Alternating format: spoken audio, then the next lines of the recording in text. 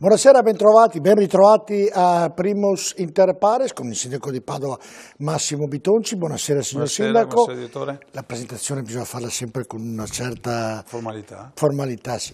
E quindi noi questa sera tratteremo molti temi importanti, dalle unioni civili alla riduzione delle spese di questa amministrazione, parleremo ovviamente dello stadio, parleremo degli animali, quindi seguiteci perché sarà una puntata sicuramente interessante con tante novità che ci racconterà questa sera il sindaco di Padova. Parleremo anche del centro commerciale della Mandria, quindi molte cose inerenti alla città di Padova.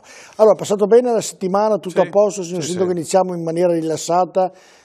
Mi ha fatto consiglio comunale, insomma, anche se sono passati pochi giorni, però già il mercoledì è già una settimana già intensa. Consiglio comunale, vari incontri e poi gli incontri anche la sera, poi c'è anche poi la campagna elettorale ovviamente che alle possiamo porte, parlarne noi.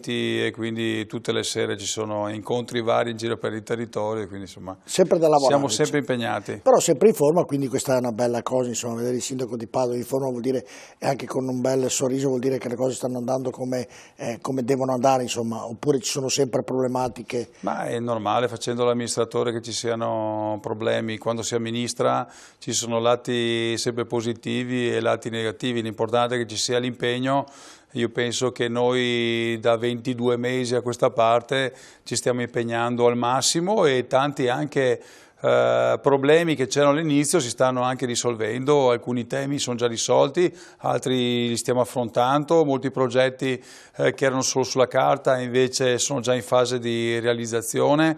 Se penso solamente a settimana scorsa che abbiamo inaugurato il nuovo centro congressi, i lavori del nuovo centro congressi, insomma chissà quanti dicevano non sarebbero mai partiti i lavori e invece insomma la settimana scorsa è cominciata la demolizione e quindi che dopo seguirà la costruzione del nuovo centro congressi di Padova che sarà ovviamente tra i più importanti che avremo nel Triveneto. Ecco, e oltre a questo possiamo ricordare che c'è la fiera campionaria e la fiera sembra che abbia un buon successo. Un risultato trimestrale, mi riferiscono dall'ente fiera, dalla fiera di Padova, positivo nel primo, diciamo così, trimestre, quindi insomma speriamo di poter scacciare la crisi degli scorsi anni.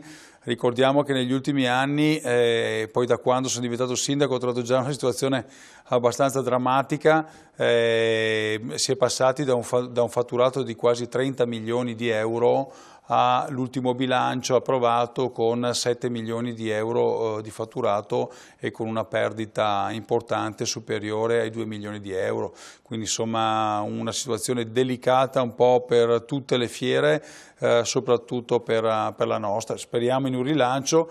Tutti sanno che io comunque assieme a Confindustria e alle altre associazioni abbiamo una proposta sul tavolo, c'è uno studio, è stata incaricata da parte della Fondazione Cariparo la Silloc, una società che sta predisponendo quindi uno studio, un piano quindi per il rilancio dell'ente fieristico. Siamo pronti anche a metterci in prima linea noi come amministratori, ecco, quindi col Comune, la Camera di Commercio, Confindustria, l'UPA, il CNA, cioè tutte quante le associazioni. Certo. Quindi su questo stiamo lavorando, se dovesse esserci un ulteriore aggravamento della situazione siamo anche pronti a trovare una soluzione per rilevare l'ente fiera. Va bene Massimo Bitonci, allora iniziamo e trattiamo un argomento che è un argomento scottante tra l'altro, che è quello delle unioni civili. Ti sei messo un po' in contrapposizione con quanto dice il governo di Renzi, allora andiamo a vedere con ordine prima il servizio e poi ne discuteremo. Vediamo il servizio.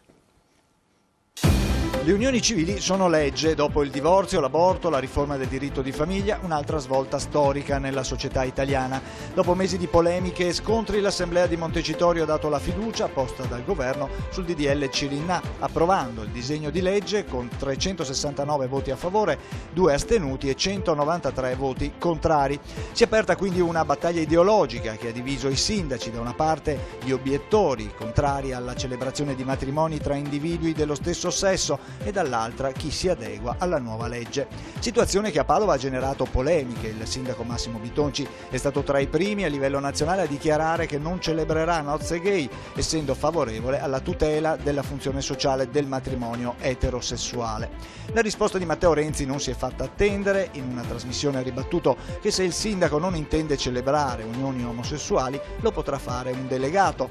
L'opposizione cittadina è subito intervenuta, diversi esponenti si sono proposti per tale delega, mentre il primo cittadino ha risposto al Presidente del Consiglio invitandolo a venire lui stesso a Padova per celebrare le unioni e ricordando come nel registro anagrafico delle coppie di fatto, inaugurato a Padova dalle precedenti amministrazioni, dal 2007 si siano iscritte solo 9 coppie di persone dello stesso sesso. E sulla questione è intervenuto anche Papa Francesco, sostenendo che lo Stato debba rispettare le coscienze e aggiungendo che all'interno di ogni struttura giuridica debba essere riconosciuto anche il diritto dell'obiezione di coscienza.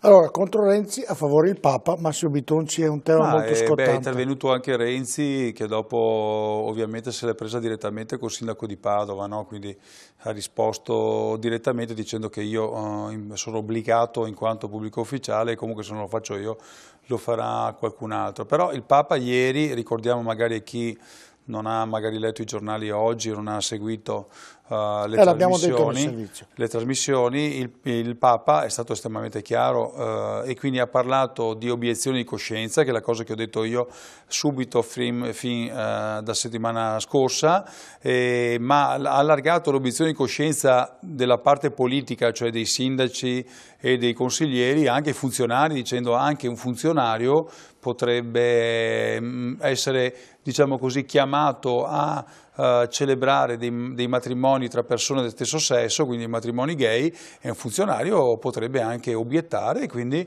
non rendersi disponibile. Io penso che questa sia una questione morale molto importante, penso che abbia sbagliato il governo a mettere la fiducia su una questione che doveva essere lasciata alla libertà individuale del singolo parlamentare. Mette la questione di fiducia e chi ci ascolta da casa sa benissimo che quando c'è la fiducia passa qualsiasi provvedimento, perché la fiducia mette in discussione la vita del governo e quindi è un sistema per far votare e tappare la bocca a chi invece avrebbe detto più di qualcosa su un provvedimento di questo tipo.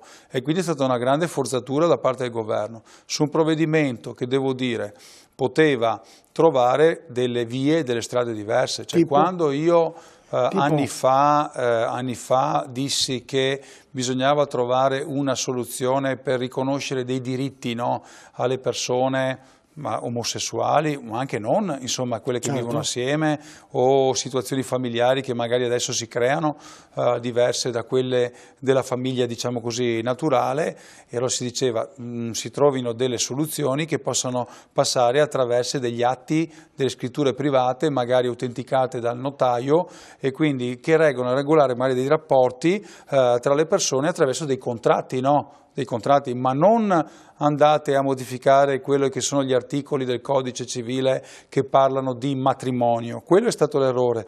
L'errore è stata l'equiparazione, e che viene riconosciuto anche questo dalla Chiesa, no? Nel senso che anche la Chiesa dice che l'errore fondamentale è aver equiparato il matrimonio. Gravissimo errore. Si potevano trovare delle soluzioni perché le persone stabilivano dei diritti, lo facevano davanti a un notaio e firmavano un contratto. Questa è la realtà. Faccio l'avvocato del diavolo, però Massimo Bitonci, che è una coppia normale, ora potrebbe farlo tramite un notaio.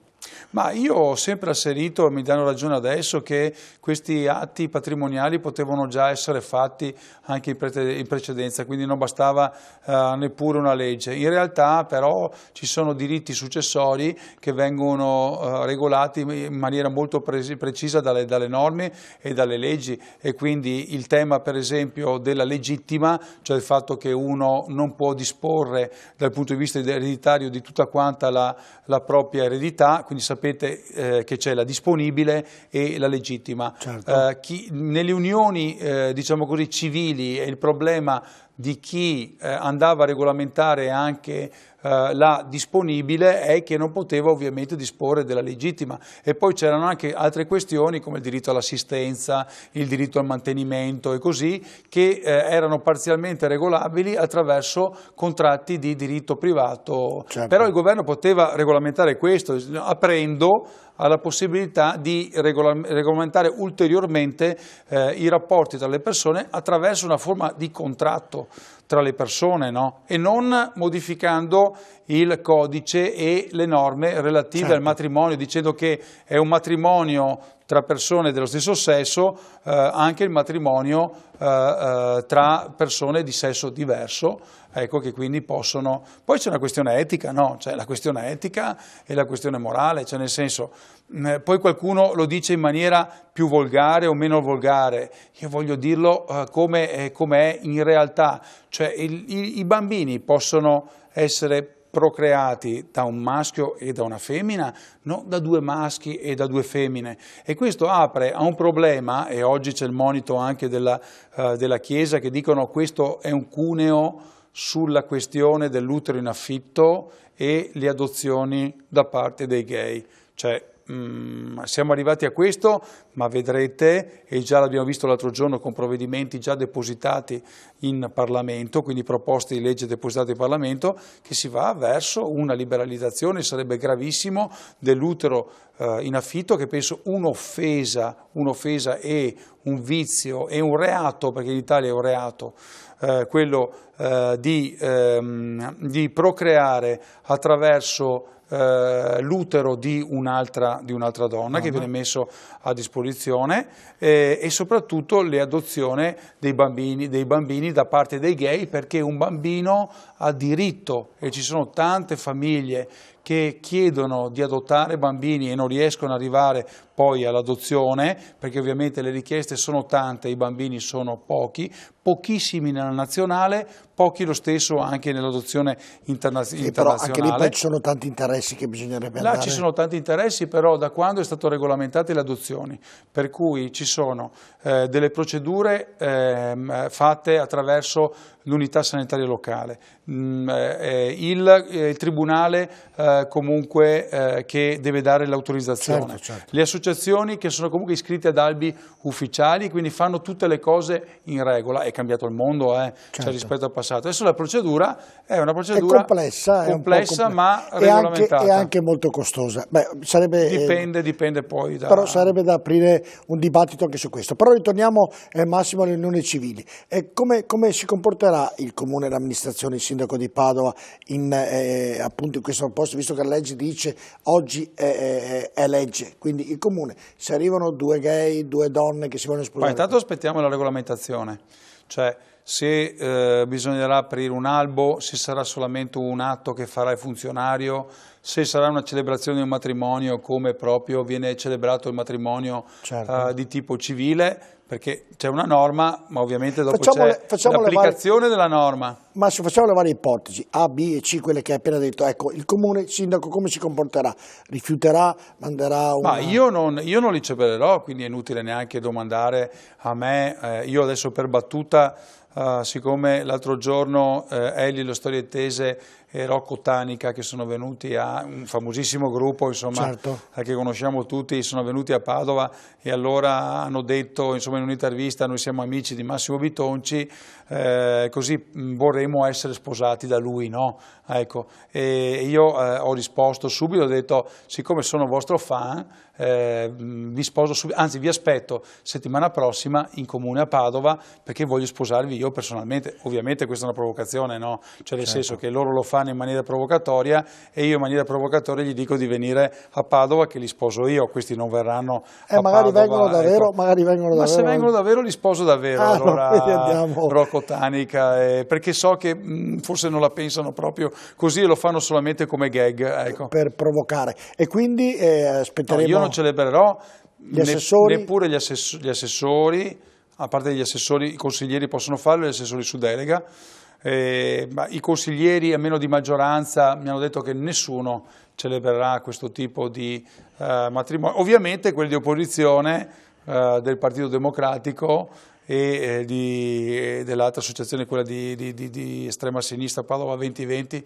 insomma hanno detto che loro invece celebreranno i matrimoni, ma lo facciano pure, insomma, se questo diventa l'obiettivo del loro compito amministrativo, celebrare i matrimoni gay, che lo facciano. Però nel comune di Padova, ricordiamo, sbandierato dal deputato, prima assessore a Padova e dopo lanciato in quel di Roma, deputato Zan, attivista dell'Arcigay, che aveva sbandierato questa iniziativa del registro che c'è a Padova delle unioni, diciamo così, certo, di fatto civili, ha avuto dal 2007 9 iscrizioni, cioè una all'anno.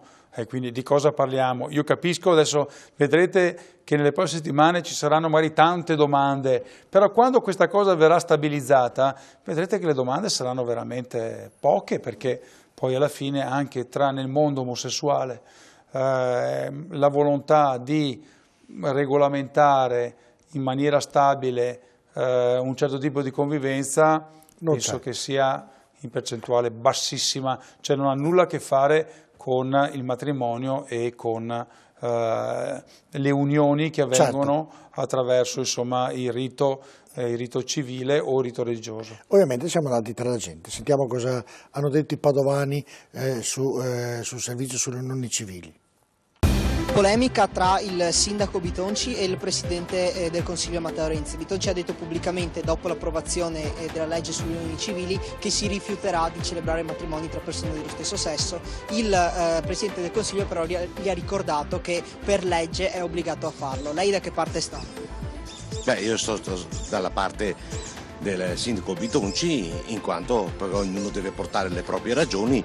Molto probabilmente il sindaco Bitonci ritiene opportuno non celebrare le unioni civili per un suo pensiero politico e io accetto la sua idea.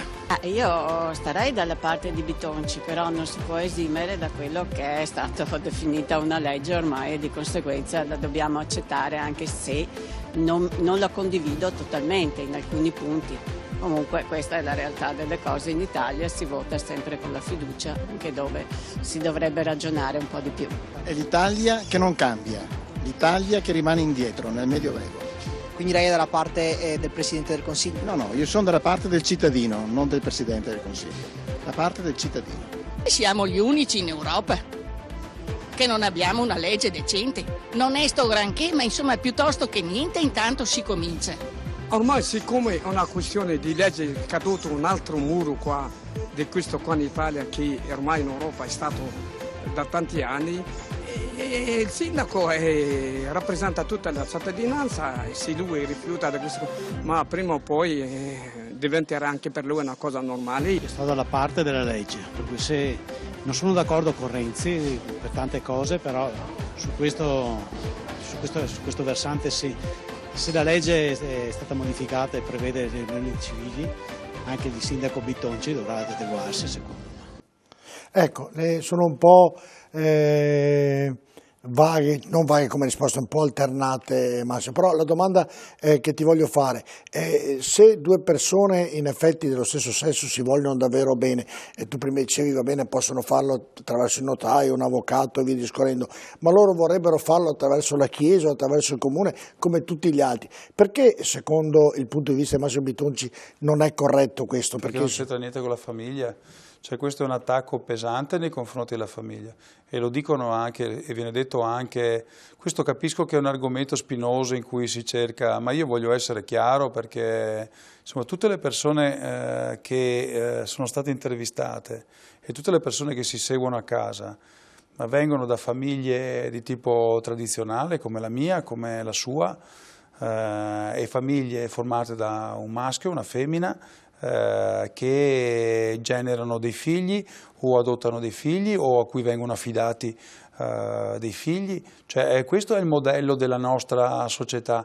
Perché introdurre? Io non capisco questa volontà di introdurre dei modelli che non sono dei modelli della nostra società. Questo non vuol dire che io ne conosco tanti di gay, ma non per questo, magari non per questo deve essere quello il modello della nostra società. Il nostro modello della società si costruiscono le fondamenta della nostra tradizione, della nostra cultura, del nostro modo di essere, è quello della famiglia naturale. Cioè, e quindi io veramente certe volte mi trovo un po' anche in disaccordo perché non è una questione, come dicevo prima, di essere medievali, cioè, ma non è che il futuro è che i bambini verranno generati attraverso degli artifizi o l'utero in affitto. Io spero che i bambini continuino a essere generati in maniera così naturale. Se uno non può averlo da una coppia normale? Può tranquillamente chiedere in affido, e ne conosco tanti, ho tanti amici che chiedono che hanno avuto in affido e hanno in affido, e anche associazioni padovane che non posso citare, che però insomma sono anche amici che hanno bambini che seguono tutti i giorni. C'è l'adozione nazionale, c'è l'adozione internazionale. È vero che i tempi sono un po' lunghi, però alla fine insomma se una costanza arriva anche alla fine. Ci sono tanti bambini che hanno bisogno, non vedo perché dover ricorrere a delle pratiche che non sono pratiche non naturali, perché il fatto di usare il grembo di una donna che lo fa per soldi, io penso che sia una cosa che non si dovrebbe assolutamente autorizzare, e in Italia, ricordiamolo, è un reato, e non è perché non è reato in alcuni stati americani o in qualche stato ecco, anche non so se europeo, ma nord europeo è possibile farlo, se questo deve essere per forza accettato da noi. Io non penso che deve essere accettato, perché non è perché qualche Stato che viene considerato più democratico del nostro, e allora vuol dire che sia giusto che una donna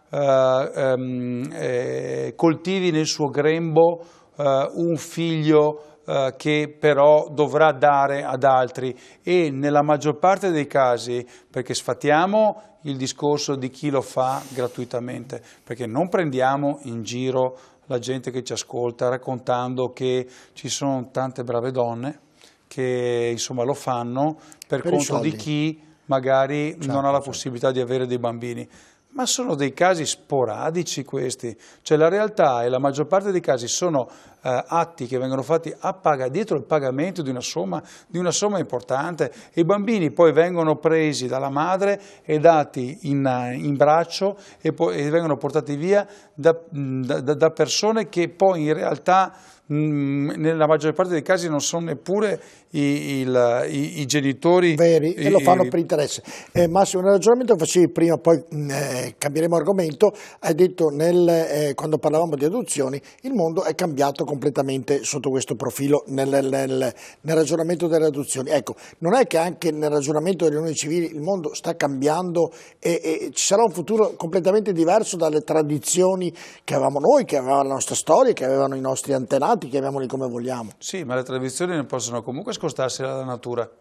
Cioè, se qualcuno vuole vedere un mondo dove i bambini vengono fabbricati in laboratorio, questo non sarà il mio mondo, sarà il mondo degli altri se vogliono, ma non sarà il mio. Non ti fa paura che possa arrivare anche questo? Ma certamente, cioè, probabilmente questo è l'inizio della costruzione di un modello completamente diverso da quello da dove veniamo. È per quello che io dico guardiamo sempre indietro da dove veniamo, ma senza dimenticare insomma, il nostro modello di società, e guardando sia il futuro, ma non penso che sia questo il modello innovativo. Cos'è il modello innovativo? Che non ci sono più famiglie, che non ci sono più famiglie stabili, che è vero che la nostra società è cambiata e noi veniamo da un modello sociale dove papà, mamma, zio, zia, nonno, nonna e tutti i bambini vivevano all'interno della stessa, diciamo, quasi comunità, no? Quasi nelle stesse case, magari dividendo anche le stesse stanze, dove magari i bambini, le famiglie dove c'erano più bambini, i bambini magari venivano seguiti dagli zii, no? Dagli zii, dai nonni. Questo modello è vero che è cambiato, no? Perché c'è una certa disgregazione anche di un modello che è diverso da quello odierno, però non è che vedo in un futuro una società dove non esistono più le famiglie, dove i bambini vengono costruiti in laboratorio, dove tu ci scegli se biondi, mori. Ma subito ci rimane un tradizionalista. Mi pare che stiamo, vorrei capire se la gente pensa a questo o pensa a qualcos'altro, e non mi sento assolutamente medievale, mi sento invece molto moderno, però pensiamo a dove stiamo andando e cosa stiamo lasciando. Massimo Bitonci soprattutto attaccato alle tradizioni sotto questo punto di vista, ovviamente, della famiglia. Vabbè, cambiamo argomento, sei stato molto chiaro Massimo, andiamo a parlare invece dell'amministrazione di Massimo Bitonci, che rispetto alle precedenti si è ridotta gli utili, i guadagni, le spese, tutto a favore dei cittadini padovani. Vediamo il servizio. Una giunta francescana, così al suo insediamento il sindaco Massimo Bitonci aveva definito quella che sarebbe stata la sua amministrazione e a conti fatti, dopo i primi 2 anni di attività, si può definire l'obiettivo come raggiunto. È questo quanto emerge dal bilancio consuntivo 2015 e previsionale 2016. Al momento dell'insediamento, sindaco e assessori hanno ridotto del 10% la propria indennità. Aboliti i telefonini di servizio, così come i computer e le auto blu. Sono state ridotte le copie dei giornali che arrivano a Palazzo Moroni. Niente più pranzi e nemmeno tramezzini ad accompagnare le riunioni di giunta. Le spese di rappresentanza sono state contenute, attestandosi sui 7.700 euro, dove la voce più cospicua, oltre 4.000 euro, è costituita dall'acquisto di medaglie con rappresentato il caffè Pedrocchi, da offrire come omaggi. Inoltre sono state dimezzate le spese per l'acquisto di beni e materiali di consumo per cerimonie e azzerate quelle per consulenze, studi e ricerche. Ridotte sensibilmente anche le spese per missioni e viaggi di servizio. Il sindaco ha speso circa 600 euro, usufruendo in 3 occasioni di rimborsi di biglietti ferroviari, mentre l'assessore alla mobilità ha speso quasi 1.000 euro. Di minore entità, se non nulle, invece le spese sostenute dagli altri assessori. Infine, in un'ottica di spending review, la Giunta di Padova ha deciso di sopprimere alcuni organismi collegiali, ritenuti non indispensabili, e di attribuirne le rispettive funzioni a uffici di competenza. Mi viene da dire, nel vedere il servizio di Elisabetta Corazza, sindaco, che davvero avete fatto una riduzione drastica. Pulizia. Penso che i cittadini siano contenti di questo. Cioè, io devo dire quello che è, perché non si può solo parlare e dopo non fare le cose. Allora, il sindaco di Padova, di città capoluogo, usa la propria macchina personale, va bene, e non si fa rimborsare le spese di trasporto. E quei 600 euro sono anche se il trasporto è per il comune? Di 22. Io uso sempre la mia macchina, la gente mi vede che guido io tante volte, porto gli altri alle riunioni, ecco. C'erano 2 macchine blu prima a noleggio, va bene, quindi nascoste ovviamente in bilancio, perché non avevano acquistato l'auto, ma pagavano il noleggio mensile alla fine della fiera, però il costo sapete benissimo che è lo stesso, più 2 autisti che erano a disposizione. Cioè, io in 22 mesi non ho speso praticamente nulla, e questo si può fare, non è che lo dico perché voglio farmi bello agli occhi dei cittadini, è un segnale per far capire che se uno vuole, lo dico anche a Renzi, lo dico anche al governo, lo dicono a quelli del ministero, lo dicono a quelli che hanno funzioni pubbliche, se si vuole si può risparmiare tanto, ma tanto. Parliamo di centinaia di migliaia di euro, ma questo solamente in questa azione di taglio delle spese dirette della Giunta, perché dopo ci sono tutta una serie di spese e di economie che abbiamo fatto tagliando società, tagliando compensi in tutti. Faremo un report anche di questo. Io tutte le nomine che ho fatto ho chiesto a tutti un taglio dei compensi nei consigli di amministrazione, che va da un minimo di un 15 a un massimo del 35-40% in alcuni casi. Quindi ci sono state tutte riduzioni, non aumenti, diminuzioni di posti. Sono stati ridotti tutti i posti nei consigli di amministrazione, in alcuni casi è stato cancellato il consiglio di amministrazione e nominato un amministratore unico. Abbiamo fatto fusioni di società, cioè società che prima avevano più posti, va bene? Parlo della, per esempio, APS Advertising, certo. È stata fusa con l'APS Holding. L'APS è quella Opera Servizi, che è quella dei parcheggi, verrà fusa nell'APS Holding, e anche la finanziaria. Facciamo una unica società di 4 o 5 società che erano a base pubblica. E quindi io penso che insomma, sia ottenuto un risultato ottimale, direi quasi eccezionale dal punto di vista dei costi e dei tagli. Ah vabbè, non pensavo dovessi continuare, però la domanda mia è al di là che questo sicuramente è una cosa gratificante e vi fa onore, però la macchina del sindaco se deve andare a fare per la città, insomma non è che sia un dramma, è anche giusto che il sindaco abbia anche almeno... Ma guardi, io preferisco che la gente, le persone vedano il sindaco arrivare con la propria auto e che sia chiaro il fatto che c'è una volontà, oltre un impegno diciamo morale, che ci sia anche una indicazione chiara del fatto che si può fare così. È vero che dopo magari quando uno ha un certo... il Premier non è che potrà guidarsi la sua macchina e andare, io tante volte mi sposto, ovviamente devo fare tanta strada e capisco che ti metti l'auricolare, devi parlare, devi rispondere, cioè non è facile, però io ho voluto comunque dare questo segnale, l'ho imposto anche agli assessori, l'ho imposto a tutti quanti, quindi nessuno va in giro con macchine del comune. Ecco Massimo, e tutto questo che risparmio sarà in termini pratici, economici? Avete fatto un bilancio del risparmio tra tutto quello che abbiamo visto nel servizio? Del numero di assessori, taglio di indennità, tra il taglio delle spese dell'auto, delle partecipate che si sono unite. Tra le spese partecipate, guardi, non sarà inferiore ai 300-400 mila euro, comunque un po' inferiore ai 500 mila euro, però se bisognerebbe fare una somma dettagliata e secondo me è un taglio molto consistente. Ecco, questi tagli sono comunque, serviranno per fare che cosa? Cioè questi risparmi che questa amministrazione fa, riducendosi ovviamente tutte le spese, dove saranno investiti da parte dell'amministrazione? Noi abbiamo fatto parecchi... O vanno nel calderone del bilancio? Insomma. Ovviamente vanno un po' nel bilancio complessivo, noi abbiamo voluto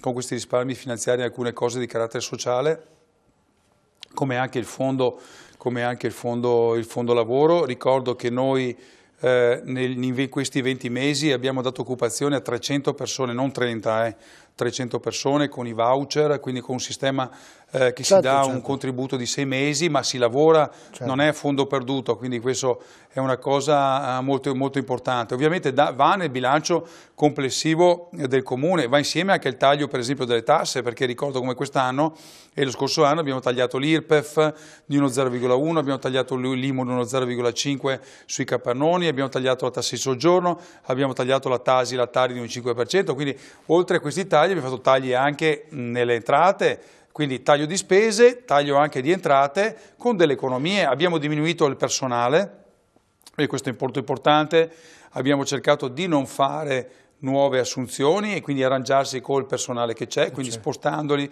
aggregandoli, facendo anche lavorare e valutando insomma, il lavoro di alcune persone, sono spostati in altri ambiti, in altri settori. L'unica assunzione che abbiamo fatto sono state nella polizia urbana, cioè dove là non abbiamo ovviamente lesinato, perché io penso che la sicurezza e il controllo della città siano gli elementi e le scelte più importanti, quindi in questi settori diciamo che abbiamo scelto comunque di fare assunzioni. Ecco, faccio una considerazione personale a Massimo Bitonci, questo vi fa onore, perché lo dico personalmente, lo dico io, credo che il sindaco nel panorama politico sia quello che si fa un mazzo, dico un mazzo in maniera anche davvero forte, perché lavorate e davvero credo tutti i sindaci in una maniera importante, lavorate per il cittadino e credo che dovrebbe essere gratificato di più, questo lo dico da un mio modesto pensiero. A Roma dovrebbero magari valutare gli introiti o in regione, ma il sindaco è quello che lavora tantissimo, è quello che guadagna se è un guadagno poi se lo merita, ve lo meritate davvero, quindi ancora doppi complimenti. Però è anche vero che la scelta che io ho fatto, che prima ero capogruppo al Senato, è fatto una scelta anche verso la città, nel senso che io comunque amo fare l'amministratore locale. Scusi Massimo, prima da senatore, e io non vado a fare i conti in tasca, però si sa, guadagna molto e lavori poco. Oggi come sindaco guadagni poco in proporzione al senatore. Uno può anche avere una indennità anche molto alta in altri settori, in altri compiti, però in realtà, guardate, fare il sindaco è una cosa che mi gratifica moltissimo, perché ovviamente la soddisfazione di vedere realizzate delle cose, il fatto che la gente è sostanzialmente contenta dell'operato, anche se ovviamente ci sono alcune criticità, ma che ci sono in tutte le città, che in tutte le amministrazioni. Cioè il fatto di poter lavorare per la gente, il fatto che quando vado nei quartieri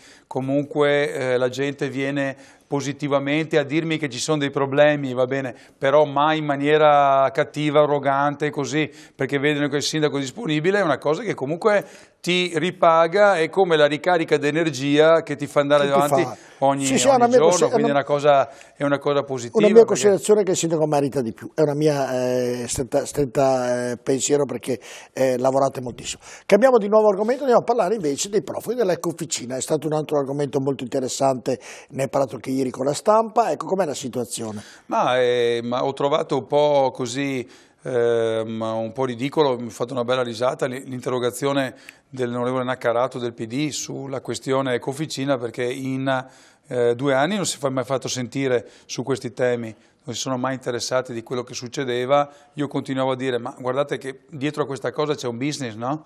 C'è il business dell'accoglienza, 35 euro al giorno per ogni clandestino / profugo, moltiplicato per i numeri di clandestini profughi che ci sono in città, che sono 1 migliaio, no? Quindi sono parecchi soldi ogni giorno, quindi dietro a questo c'è sicuramente un business dell'accoglienza. In effetti le cooperative che hanno cominciato questa nuova attività, diciamo, economica,